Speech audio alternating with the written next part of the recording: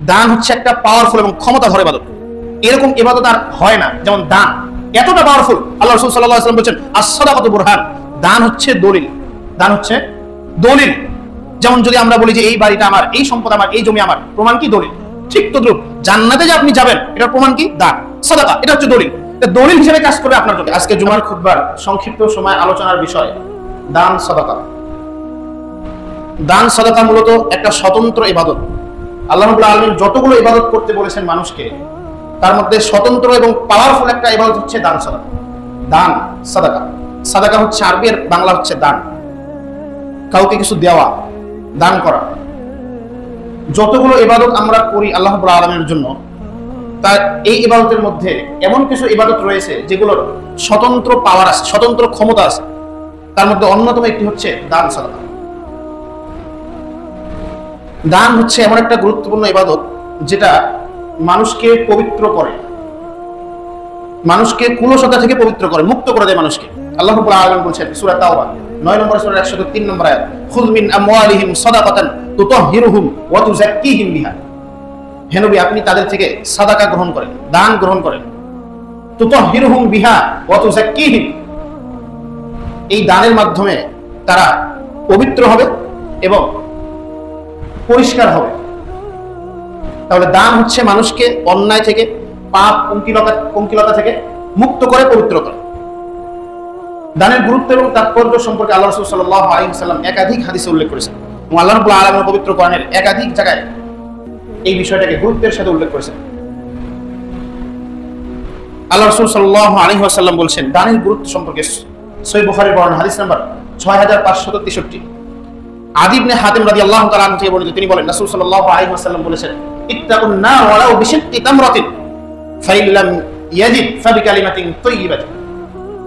ইত্তাকুন নার, পৃথিবীর মানুষ তোমরা জাহান্নামের আগুন থেকে বাঁচো, ওয়ালাউ বিশিক্কি তামরাতিন, যদিও সেটা সামান্য একটা খেজুর দ্বারা হয়, সামান্য পরিমাণ দানের দ্বারাও যদি হয়, তাও তোমরা আল্লাহর রাস্তায় এটা দান করার মাধ্যমে জাহান্নামের আগুন থেকে বেঁচে থাকো। ফাইল্লাম ইয়াজিদ ফাবিকালিমাতিন তাইয়্যিবাতিন, যদি তোমরা এটাও না পারো, সামান্য অর্থ, সামান্য কিছু, সামান্য খেজুর আল্লাহর রাস্তায় দান করতে না পারো, তাহলে ফাবিকালিমাতিন তাইয়্যিবাতিন, এর পরের অপশন হচ্ছে তোমরা উত্তম কথা বলার মাধ্যমে দান করো। উত্তম কথা, এটা হচ্ছে একটা সাদাকা, এটা হচ্ছে একটা দান। তাহলে সামান্য খেজুর আল্লাহর রাস্তায় দান করার গুরুত্ব অত্যন্ত বেশি। আমরা অনেক সময় নিজে লজ্জিত হই, ইতস্তত বোধ মনে করি যে এত সামান্যটা আমি আল্লাহর রাস্তায় দান করব, এটা কেমন হয়ে যায় না? অথচ আল্লাহ রাসূল সাল্লাল্লাহু আলাইহি ওয়াসাল্লাম বলেছেন মান তাসাদ্দাকা বিসাদাকাতিন বিআদলি তামরাতিন মিন কাসবিন তাইয়্যিবিন, যে ব্যক্তি আল্লাহর রাস্তায় সামান্য একটা খেজুর দান করে, সামান্য পরিমাণ, খেজুর দ্বারা বোঝানো হয়েছে এখানে সামান্য পরিমাণ, খুবই সামান্য, অল্প কিছু দান করে, মিন কাসবিন তাইয়্যিবিন, হালাল উপার্জন থেকে, ওয়ালা ইয়াকবালুল্লাহু ইল্লা তাইয়্যিব, আর আল্লাহ রাব্বুল আলামিন হালাল উপার্জন ছাড়া কোনো কিছুকে গ্রহণ করেন। ইন্নামা ইয়াতাকাব্বালুল্লাহু বিয়ামিনিহি, আর এই সামান্য দানি মানুষের আল্লাহ রাব্বুল আলামিন তার নিজ হাতে সেটাকে গ্রহণ করেন, নিজে তিনি সেটাকে গ্রহণ করেন। তারপরে কি করেন? সুম্মা ইউরাব্বিহা লিসাহিবিহি, অতঃপর আল্লাহ রাব্বুল আলামিন এই সামান্য দানটাকে আল্লাহ রাব্বুল আলামিন লালন পালন করেন। রব্বা ইউরাব্বি মানে হচ্ছে লালন করা। সন্তান যেমন মানুষ লালন করে, প্রতিপালন করে, বড় করে তোলে, ঠিক আল্লাহ রাব্বুল আলামিন এই সামান্য দানকে বান্দার জন্য লালন করেন, প্রতিপালন করেন, বড় করে তোলেন। আল্লাহ রাব্বুল আলামিন, আল্লাহ রাসূল সাল্লাল্লাহু আলাইহি ওয়াসাল্লাম বলেন তোমাদের কেউ যেন সুম্মা ইউরাব্বি মিন আহাদিকুম ফুলুওয়াহু, তোমাদের কেউ যেমন তার ঘোড়ার বাচ্চাকে লালন করে বড় করে তোলে, ঠিক তদ্রুপ আল্লাহ রাব্বুল আলামিন বান্দার এই সামান্য দানকে লালন পালন করে বড় করে তোলেন। হাত্তা, এক পর্যায়ে এই দান ইলাল জাবাল, আল্লাহ রাসূল বলেন পাহাড় সমপরিমাণ হয়ে যায়। অর্থাৎ আপনার আমার সামান্য দান আল্লাহ রাব্বুল আলামিনের নিকট পাহাড় সমপরিমাণ হয়। তাহলে সামান্য দান করতে আপনি কেন ইতস্তত বোধ করবেন, কেন লজ্জিত হবেন? সম্মানিত উপস্থিতি, আল্লাহ রাব্বুল আলামিন বলেন সূরা বাকারা 2 নম্বর সূরা 261 নম্বর আয়াত, যারা দান করে তাদের দৃষ্টান্ত আল্লাহ রাব্বুল আলামিন দিচ্ছেন যে দান করলে এর গুরুত্ব, এর ফজিলত, এটাকে আল্লাহ রাব্বুল আলামিন কি পরিমাণ করে তুলতে পারেন।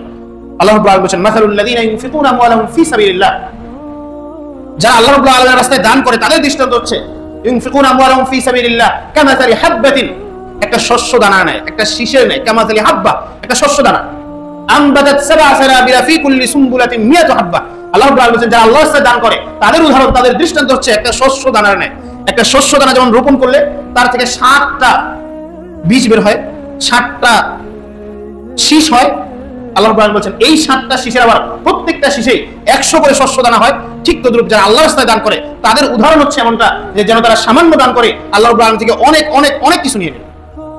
কামাথালি হাববাতিন আনবাতাত সাবআ সানাবিলা ফি কুল্লি সুমবুলাতিন মিয়াতু হাব্বা, প্রত্যেকটা শীষে 100 করে দান আবার হয়।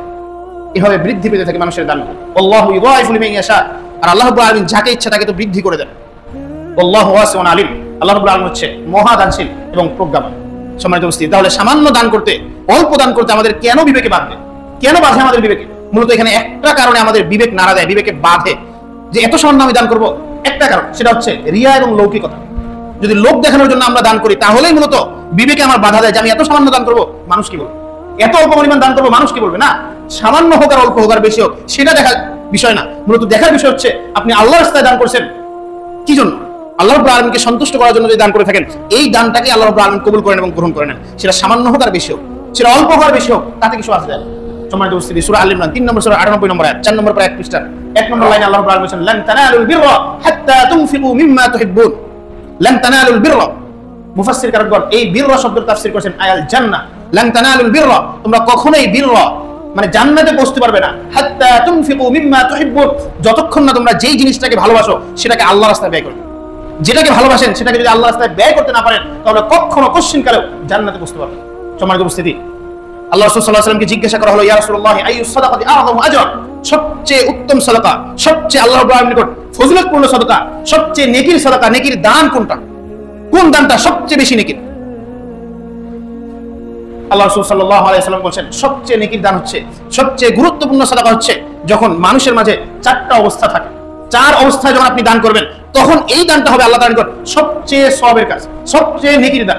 4টা অবস্থা। 1, যখন আপনি সুস্থ থাকেন, সুস্থ অবস্থায় দান করা। অনেক মানুষ আছে দেখবেন অসুস্থ হয়ে যাওয়ার পরে যখন দেখে যে এই সম্পদ আমার আর কোনো কাজে আসবে না তখন দান করে। এরকম মানুষ আছে না? অবশ্যই আছে সমাজে। 1 নম্বর, যখন আপনি সুস্থ অবস্থায় থাকবেন 1। 2 নম্বর হচ্ছে 4টা অবস্থা যখন আপনার মাঝে থাকবে তখন যদি আপনি দান করেন তাহলে এই দানটা হবে সবচেয়ে আল্লাহ রাব্বুল আলামিনের নিকট প্রতিদানের দান, সওয়াবের দান, গুরুত্বপূর্ণ দান। 1, যখন আপনি সুস্থ থাকেন।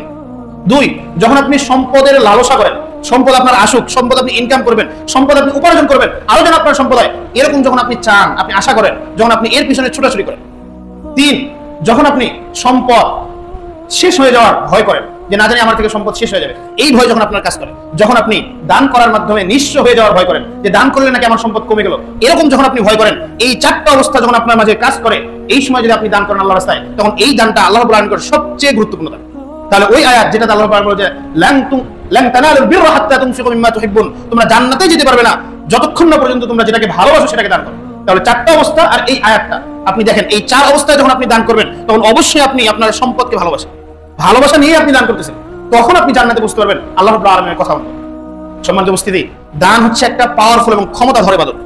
এরকম ইবাদত আর হয় না যেমন দান, এতটা পাওয়ারফুল। আল্লাহ রাসূল সাল্লাল্লাহু আলাইহি ওয়াসাল্লাম বলেন, আস-সাদাকাতু বুরহান, দান হচ্ছে দলিল, দান হচ্ছে দলিল।